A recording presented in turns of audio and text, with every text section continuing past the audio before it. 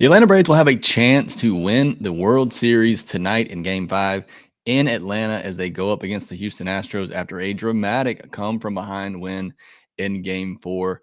On this preview episode of Game 5, we'll be talking about the pitching matchup, how the Braves navigate through this with the pitching again, and the keys to winning it and to closing out this World Series for the Braves. Going to break that all down here on this Game 5 preview episode. So let's get into it.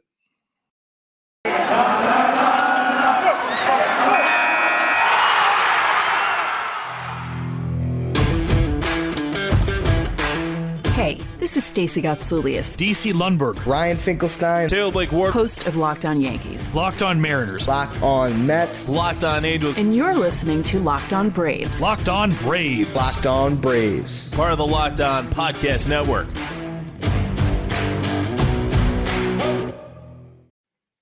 Hey, and welcome back to Locked On Braves, brought to you by the Locked On Podcast Network, where we talk about your favorite teams every day.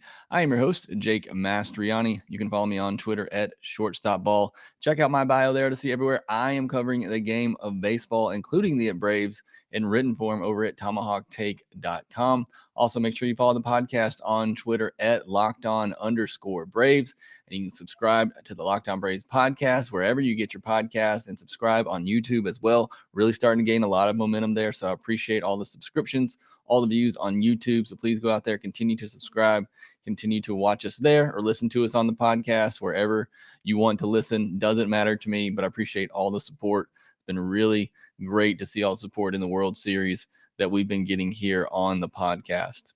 So getting into Game 5, a little bit later start time. I can't believe we're starting even later than we have been.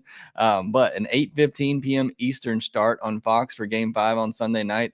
I'm not really sure why they decided to move it back 6 minutes there, but a little bit later start, so a little bit later finish, I'm sure. The weather, it should be the nicest it's been in these 3 games. Definitely the warmest that it's been.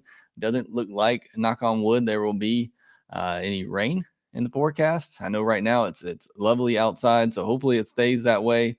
We'll have some really good weather for Game 5. So as always in these previews, let's talk about the pitching matchup.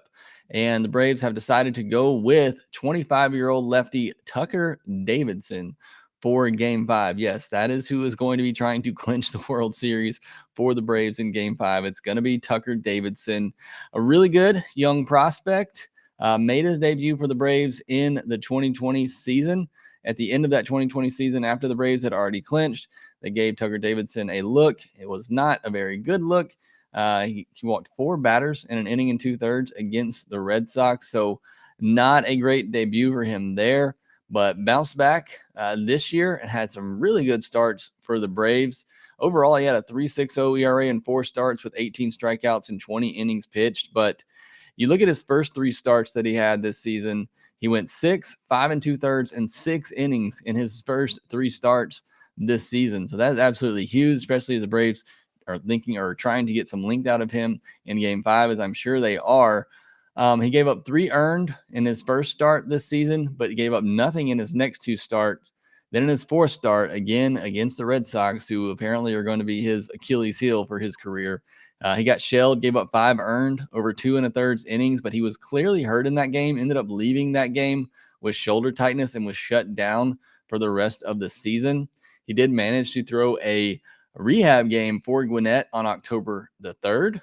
He pitched 3 innings in that one, struck out 5, gave up a run on 3 hits and 1 walk, again, over 3 innings there. So he was able to get back out on a mound, which is huge, probably plays, a factor into him getting the nod here, him getting added to the roster after Charlie Morton went down, him at least, being stretched out somewhat, him having some effectiveness at the big league level. I mean, let's be honest, the Braves are grasping for straws here. I mean, Kyle Wright came up huge in Game 4, but Kyle Wright was also, he has a good bit of major league experience and was really good for Gwinnett this year.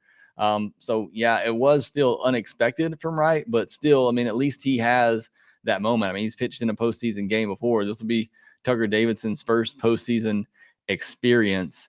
Not really to get into it. I talked about at the end of the Game 4 post-game podcast. I would have gone with AJ Minter to start this game and then maybe turn it over to Tucker Davidson just for the fact that, first of all, Minter has been lights out. He started a postseason game before, and these early innings, as we've seen, are very crucial to how these games play out. So I would have gone with Minter. Even if you wanted to pitch Tucker Davidson, I would have treated it kind of like Kyle Wright, but obviously hope you get a little bit more out of Minter than you did Dylan Lee. But I could have seen drawing it up where you get 2 out of Minter and then you bring in Tucker Davidson, but maybe it'll be the reverse. We'll have to see how it goes. But I think Snitker starting Davidson with the thought in mind that he can hopefully get a Kyle Wright like outing out of him, maybe 4 innings or 4+ innings. That would certainly be huge. I wouldn't necessarily be banking on that, but he has that ability. Again, his first 3 starts this year, 6 innings, 5 2/3, 6 innings. I mean, he has that in him. It's been a while, but he certainly has it in him. Looking at the repertoire for Tucker Davidson, throws a low 90s fastball, sits about 93 miles per hour, and 87 mile per hour slider. He throws those 2 pitches nearly 80% of the time. So it's primarily fastball slider. He does mix in a curveball as his 3rd pitch about 9% of the time. Small sample here at the big league level, but hitters are batting just 118 against his slider. So it'll be very key early on to see how effective that slider is. But as with any other off-speed pitch, it all depends on how you're locating the fastball and getting ahead in counts. But that slider is his best pitch. See if he can work that to his advantage against some of those tough lefties like Brantley and Alvarez and Tucker in this outing. He's a very good pitcher. He's not an overpowering pitcher. He and Ian Anderson were kind of coming up together. And, everybody always looked at Ian Anderson as more of the top of the rotation, dominant type of guy. And Tucker Davidson is more of that middle of the rotation, just kind of solid starter. And that's no knock against Tucker. I love him. I think he can be a very good starter in the middle of a big league rotation for a long time. So I'm confident, somewhat as confident as you can be for a young guy that's never started a postseason game. But I'm confident that he can give the Braves some solid innings here, keep them in the game. Again, a very smart pitcher, knows how to pitch. I think he'll be able to get some outs in this one, get some big outs for the Braves in this game. Looking at the other side of things with Framber Valdez for round 2 in this World Series. Still don't know which Framber we're going to get. The Astros don't know which Framber they're going to get. He's had 1 really good start this postseason, and he's had 3 really bad starts. So Braves are certainly hoping he has a 4th bad start this postseason. But again, he's thrown probably the best pitched game by a starter in this postseason. You can't forget that. When he threw 8 innings against the Red Sox in the ALCS, a game the Astros had to have, and only gave up 1 earned on 3 hits over those 8 innings and just 1 walk. So don't let that game 1 fool you. I know the Braves got to him. Framber wasn't able to locate his pitches, got behind in the count, and Braves were able to take advantage of some pitches up in the zone, take advantage of some of those sinkers that weren't quite sinking for him. So don't let that start fool you. He has it in him. He's been a very good pitcher for the Astros, really his entire career, but especially this year, he's been very good. So don't think that the Braves are just going to come in here and do the same thing they did in game 1. I expect a much more focused Framber, a much better outing from him in this one. But, I talked about the 1 good start he had against the Red Sox. In his other 3 postseason starts, he's given up 12 runs, 11 earned on 21 hits and 5 walks over 9 innings pitched. So that's why I say, you could get an 8-inning dominant performance by Framber Valdez in this one. I doubt Dusty Baker would let him go that long regardless in a must-win game. Or you could get another stinker and he's out of here by the 3rd inning. I know that's what Braves fans are certainly hoping for. His sinker usually sits in the low 90s. This was a big talking point in game 1. A lot was made about the fact that his velo ticked way up. He was throwing more 96, 95, 97 than you're typically seeing him throw. And that led a lot of people to believe that meant his sinker wasn't sinking, didn't have the good sinking action on it, instead was staying flat with that added velocity. So that'll be something to keep an eye on to see where the velocity is on that sinker, if he's able to get that downward movement on it. That's certainly the pitch that Braves hitters are going to want to be targeting, because his best pitch is that curveball. And you saw some awkward swings that he got on that pitch in game 1. As bad as he was in that game, he still threw some really good curveballs and had Braves hitters flailing at that pitch. So hitters are batting just 125 off his curveball this season. Something John Smoltz pointed out in game one that I thought the Braves did very well, honestly, is the best game plan they've had this entire series.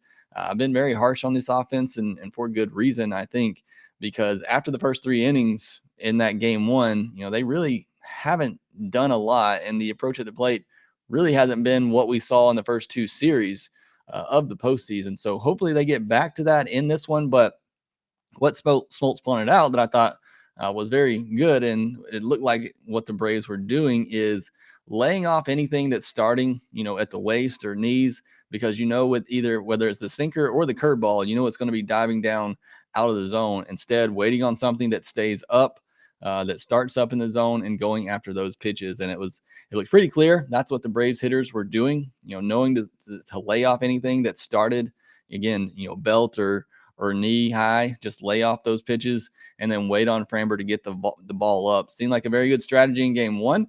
We'll see if the Braves stick with that. We see if Framber tries to counter that a little bit. But I think that was, a great approach then. Hopefully it's still a great approach in game 5. Framber will also mix in a changeup, throws it about 12% of the time. So 3 primary pitches there. It's that sinker, curveball, and a changeup. All right, let's take a break here, and then we'll come back. We'll talk about the keys for the Braves in Game 5. This episode is brought to you by our friends at Built Bar. Did you know that Built Bar has so many delicious flavors? There is something for everyone. If you haven't explored all the different flavors at Built Bar, you are truly missing out. From coconut to mint brownie, salted caramel, German chocolate, and my favorite, cookies and cream. If you haven't tried all the flavors, you can get a mixed box where you'll get 2 of each of the 9 flavors. Not only are Built Bar flavors the best tasting, but they're healthy too, ranging from 17 to 18 grams of protein, 130 to 180 calories, 4 to 5 grams of sugar, and only 4 to 5 grams of net carbs. Amazing flavors, all tasty, all healthy. Built Bar is also the official protein bar of the U.S. track and field team. Go to Built.com and use the promo code LOCKEDON15, and you'll get 15% off your next order. Use the promo code LOCKEDON15 for 15% off at Built.com. BetOnline is back and better than ever. They have a new web interface for the start of basketball season and more props, odds, and lines than ever before. BetOnline remains your number one spot for all the basketball and football action this season. Head to their new updated desktop or mobile website to sign up today and receive your 50% welcome bonus on your first deposit. Just use our promo code LOCKEDON to receive your bonus. From baseball, basketball, football, NHL, boxing, and UFC, right to your Vegas casino games. Don't wait to take advantage of all the amazing offers available for the 2021 season. BetOnline is the fastest and easiest way to bet on all your favorite sports. BetOnline, where the game starts. So the keys to victory for the Braves in Game 5 are virtually the same as what they were for Game 4, both of these games being bullpen games. The key for me is, can the pitching staff get through 5 innings and keep the Braves offense in the game? 5 innings, 2 earned or less. That's what I asked for in Game 4. That's exactly what they gave us. Unfortunately, the Braves offense didn't really get going until late in the game. But if you can somehow navigate those first 5 innings, again, maybe get 2 from Davidson. If he's throwing well, maybe you get a 3rd inning out of him, and then Minter for 2 innings. And then see where the game is at that point. If you need to use Jesse Chavez and Chris Martin to get through the 5th and 6th innings, to kind of just continue to feel it out before you turn it over to Luke Jackson, Tyler Matzik, and Will Smith in the back end. This is a game where, again, if the Braves are winning late, I use Tyler Matzik for 2 innings. In fact, I leave Tyler Matzik out there until he's not effective anymore. But, say the Braves have the lead in the 6th, I'd bring out Luke Jackson for the 6th, Tyler Matzik for the 7th and 8th, and Will Smith to close it out in the 9th. But on the flip side, I really just want to see this offense score 10 runs, have a really stress-free game, and the Braves just blow that out. With the way the series has gone so far, I don't see that being the way that it goes, but it certainly would be nice if we see the offense just explode. Again, they've won these games, but the offense really hasn't gotten going. So, they're due for an explosion. What better time than Game 5 of the World Series at home in Atlanta with a chance to clinch it all? So that's what I would love to see happen for this Braves offense. I don't know that it will, because like I said, the Astros' backs are against the wall. They are going to throw out everything that they have to try to get this win.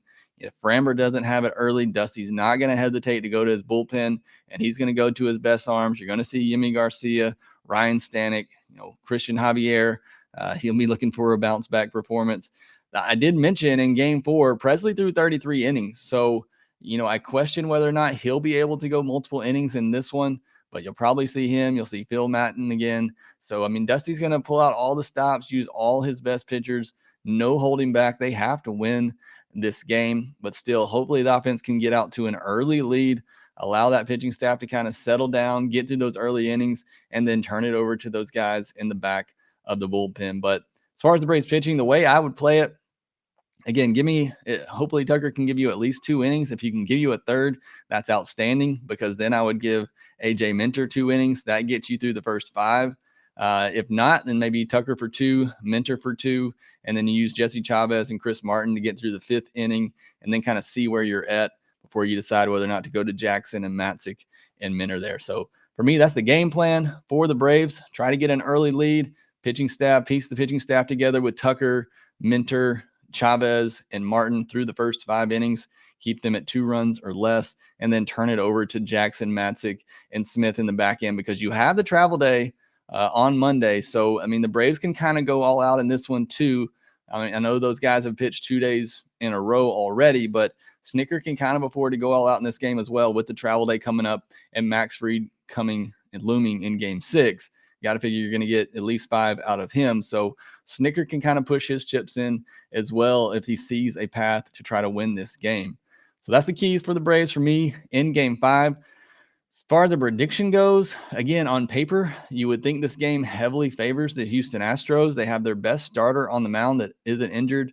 I know they don't have McCullers. If he was in there, he might be their best starter. But either way, Framber Valdez has been great for them all year long. So they have their best starter on the mound. Their backs are against the wall. Like I said, Dusty's going to pull out all the stops, use all their best pitchers to try to win this game. Meanwhile, the Braves are starting a rookie who hasn't pitched in a postseason game, doesn't even have a lot of big league experience, hasn't pitched in a big league game since June. So again, the pitching matchup, you would think heavily favors the Astros, and even though the Braves have been able to hold down the Astros for 2 straight games now, I just kind of have that feeling it won't happen 3 games in a row. I think the Braves offense is going to have to show up if they're going to win this game, because I just don't see the Braves holding the Astros to 2 runs or less again. I think that's just asking for a lot from this pitching staff in 3 straight games.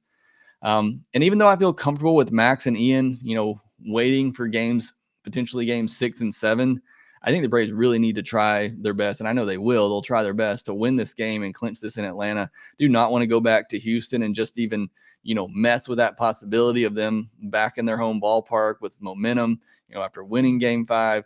I don't want to see that happen. I would obviously, as most Braves fans would, rather than see them just take care of business and get the job done here in game 5. And like I said, I think Snicker has the ability to kind of push those chips in because of the travel day and use his best relievers as well.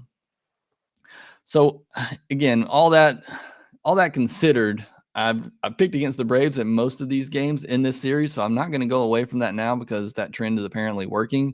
Like I said, on paper, the Astros win this game, hands down. Obviously, baseball is not played on paper. I do think the Astros win. I do think Framber gives you a much better outing this time around. I mean, he can't give you much worse than what he gave you in game 1, but I think he gives the Astros a much better outing, 4 or 5 innings, 2 runs or less. And I don't know what to expect from Tucker Davidson, but again, I think this Astros offense will get going at some point in this game. Another key too, I've mentioned a lot throughout this series, is avoiding that big inning. The Braves did that in the first inning of game 4, and you saw how huge that was. Kyle Wright coming in and getting out of that jam. If you get in a jam, you get in a first and second no out, or second and third 1-out situation, make sure they only score 1 run. And, the Braves pitching stats haven't done that so far. If they continue to do that in game 5, I think they have a very good chance to win. But I'm going to go with the Astros. I'm going to say they force a game 6 and force the series back to Houston with a 5-3 win. Like I said, if I'm the Braves, I'm Snicker. I'm going all out to win this game, to get it done at home. I do not want to go back to Houston. So hopefully they do get it done here in game 5. Either way, we'll obviously be back after the game to recap all the big moments from game 5 and hopefully a World Series victory for your Atlanta Braves. So make sure that you are subscribed to the podcast at Locked On Braves. Make sure you follow us on Twitter at Locked On_Braves. And we will talk to you after the game.